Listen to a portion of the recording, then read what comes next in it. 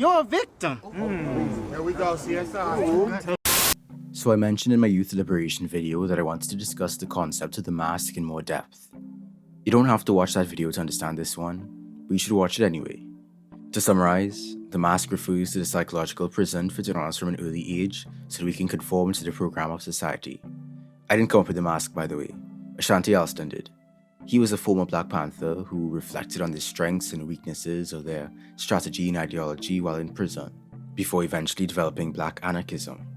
He wrote Childhood in the Psychological Dimension of Revolution, a short pamphlet which I'm borrowing heavily from today, but I suggest you read it yourself. He has a very interesting writing style that really got to me personally. One last thing, the art of this video is going to be a little bit different from my usual. Hope you'll enjoy. The masks you see come primarily from African, and in some cases Oceanian, nations and cultures. But I digress. Let's begin. The mask is built in childhood. You come into this world free and ignorant and ready to learn. And learn you shall. You're inculcated with deference to authority, roles, rules, and duties by your parents, your family, the media, the preacher, the teachers, and, depending on where you're raised, the police. The primary lesson is respect and obey, which isn't a lesson many kids are eager to accept, so there's natural resistance.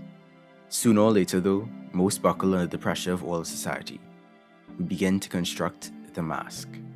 Every physical, mental, emotional fiber may resist, but no one escapes the mask. It becomes a forgotten organ, like a heart pumping blood or a stomach digesting food. You forget and repress the experiences that built the mask, not realizing that it's in the driver's seat, governing, influencing, pulling and jerking your every physical, emotional, and intellectual activity. It works as a barrier from your true feelings, spontaneity, curiosity, and natural energy. For some, the mask is semi-porous or crumbling around the edges. But for others, the mask is practically impenetrable, and it costs you. Your zest for life, your playfulness, your health. We are so profoundly sickened by the mask, but the mask covers our sickness. Like Queen Elizabeth I, who upon contracting smallpox, covered the illness with white makeup.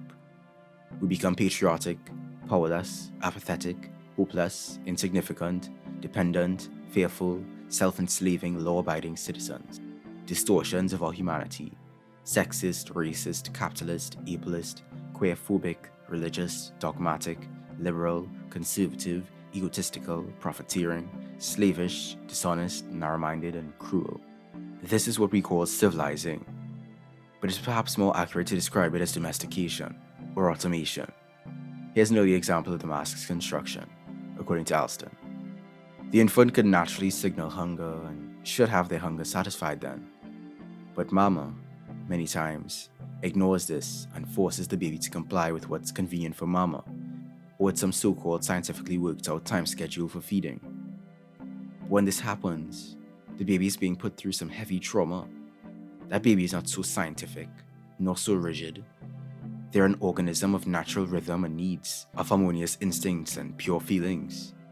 The authoritarian manner of forcing a child to comply, to conform, to submit to a rigid schedule instead of its natural rhythm and signaling, or to force them to eat when they're not hungry, or to strap a child to a high chair and let them sit there until they learn how to eat civilized, is cruel punishment. It's supposedly for the child's own good, but that's just a nice lie, honestly believed. It's just another means of teaching us to obey rather than be. Of course, I understand why the parents want to set the child on a schedule. I have a lot of younger siblings, so I get it. Parents had to hustle in this world, atomized from the rest of society, and baby can't get in the way of what we had to do. But in that case, I think the solution isn't to mold the child into an inhumane society. It's to make society more humane. Parents can't do it alone, but parents and family are really where it all begins. The foundation of this pillar of psychological loyalty to the system is laid in the family. They are the force that guide the child to self-create, self-shape, and self-fasten the mask over its abundant natural energy. It's killing us.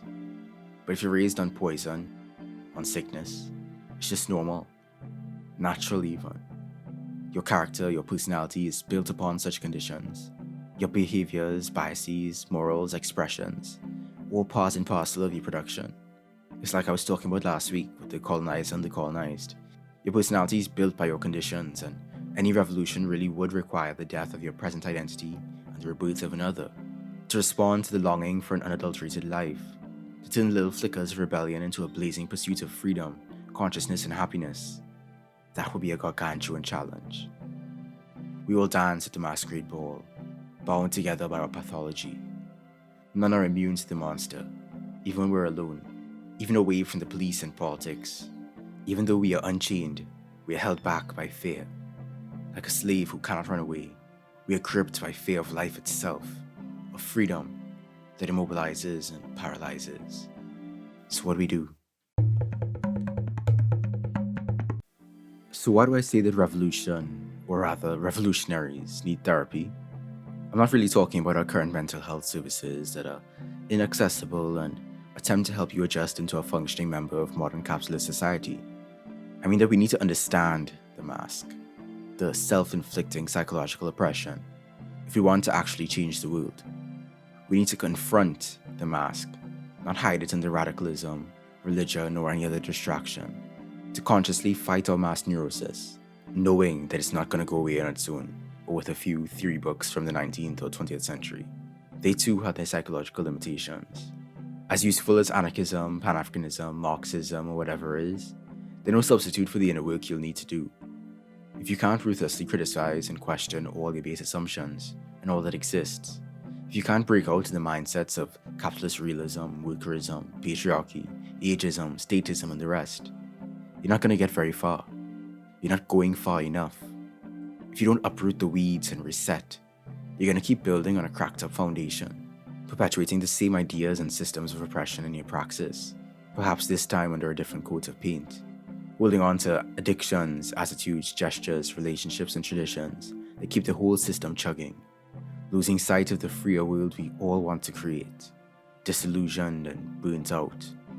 Think about it like a construction job. You have to blow up, knock down, dredge up, and clear the existing structure first.